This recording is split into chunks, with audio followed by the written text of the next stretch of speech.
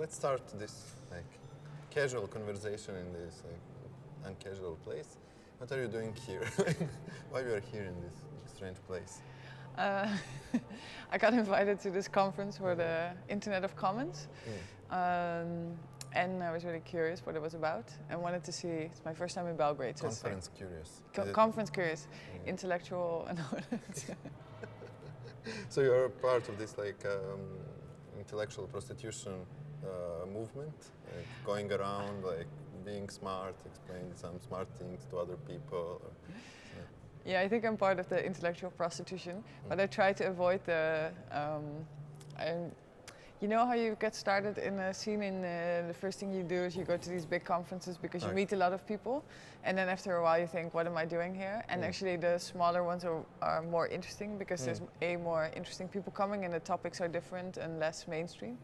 Yeah, that makes sense. Yeah. So you're from now, okay, now you're in part of tactical tech, no? Yeah. Okay. So what exactly is tactical tech? It's like some kind of big organization like in Berlin or something. Yeah, like I think it's how you look at it. But Tactical Tech, we're based in Berlin, and it's an organization that does everything around information for activism. So we basically look at what do. What does information do for activists or human rights defenders, both in like how they get profiled, what are sort of the data traces they leave, and what can be told from this, and how can you navigate that world better, but also.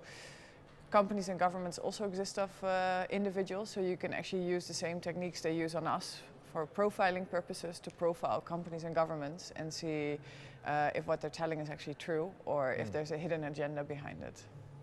Okay, and what are the main some kind of paths in which direction tactical tech is going now in this moment? Like what are the fields that you are most interested in, what you are exploring, what you are advocating for? I know it's a complex question, but...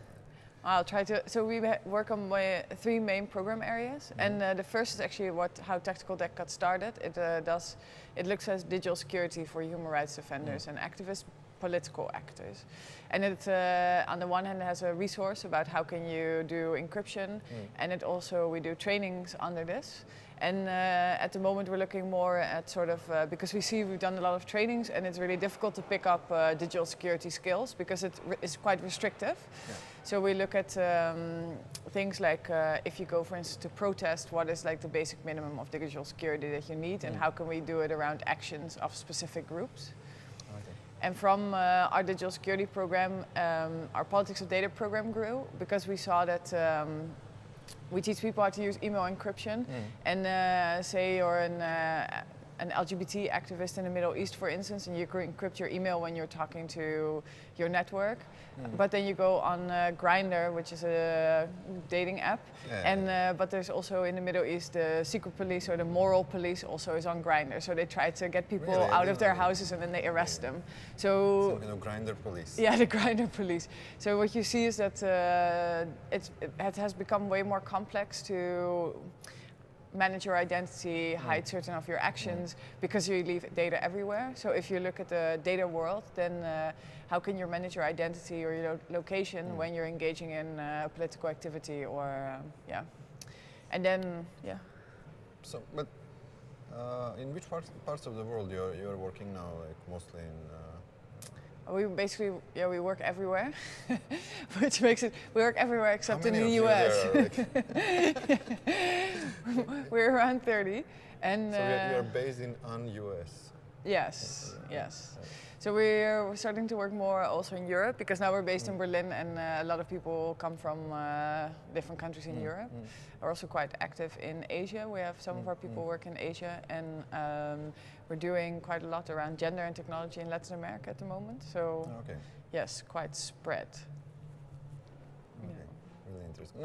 I was like always like really impressed by the quality of the educational material that Tactical Tech is producing, and it was always like so nice, this combination of something that is complex, that is like translated into something that is like understandable for people, but also really good packing, and design and everything.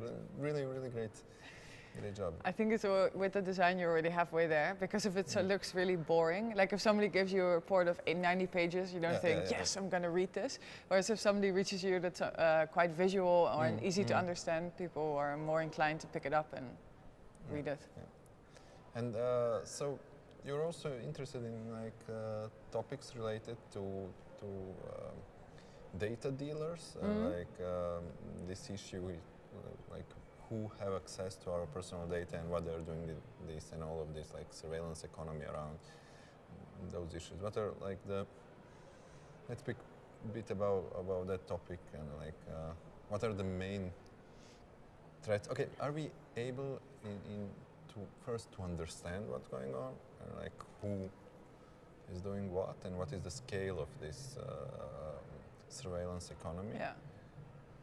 And what is your approach to understanding or to reveal some parts of this system? So how we sort of got started with we call data brokers or the data industry is that especially with our programs that focus more on data and how to manage your identity, it's always about people's devices and computers, and then it sort of stops there. And this is on the one hand, and on the other hand we talk about NSA surveillance or like government surveillance. But there's a huge gray area in between, which are companies that are actually tied to our devices and are collecting the data from us to do something with it. So we thought, okay, let's start exploring this gray area because very little people have explored it and we actually don't know what's happening in. So we call it black box or whatever you want to call it, but it's a really like... It's sort of a really hidden side to the surveillance economy. And from the Snowden documents, you could also see that the government tried to break into like Google services and things like this to get this data. So we thought, okay, let's look at it. And we started exploring like what is already known about these data brokers or this data industry. And you actually see that it's either people talk about it in very legalized terms, so this is more like policy terms. You can see this in Brussels, and it's a very abstract discussion about an industry that is lobbying as crazy to get like proper legislation in for them. And then it's talked about in very academic circles, and there's sort of nothing that you can relate to or actually grasp, like, I don't know, get a grip on. So then we thought, okay, let's, what should our approach be? So we just did first a mapping about what are like the actors, what's happening, what's data mining, like what are all these things. And we got like a really dry 20-page document just with a lot of references, and we thought, okay, this is really not the way because we cannot do anything with it. So then we thought, let's try to talk to these data brokers as a first step, because these are the people who actually know what they're doing because they're doing it every day. And we reached out to sort of our friends in the network, in the bigger companies like Google and Facebook, and they all didn't want to talk to us. Like they said, like, these are friends. They're not like. So they either said like, I have a wife and 2 kids to support. You cannot ask me to talk about this.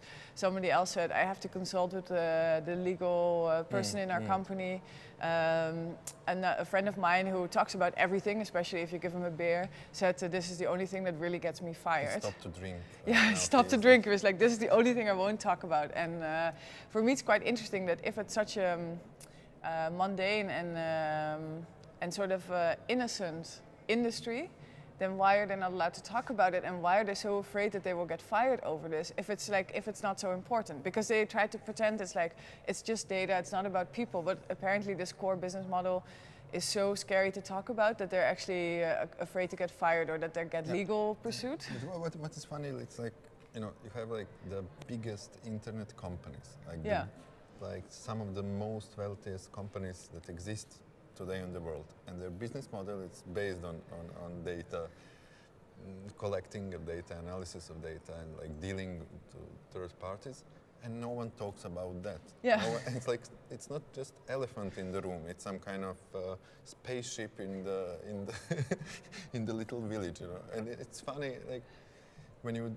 start to search on like Google or whatever those topics, you just can get more or less links from some point of marketing size, like how we can do that better, like, you know, like how we can surveil more and know more about people, but there is really not a lot of information about the business model of like one of the biggest industries that exist now in this world. Yeah, I find it funny, super interesting that they are able to make it so opaque and so hidden, because it's like if you ask somebody what is Google, everybody would say Google search and Gmail, and nobody realizes it's a $40 billion company. Like it's the second company in the world, but it's still only a Google search engine and Gmail, and most people don't forget that. Use for free. Yeah, that you can use for free. Most people even forget that Android's also part of it.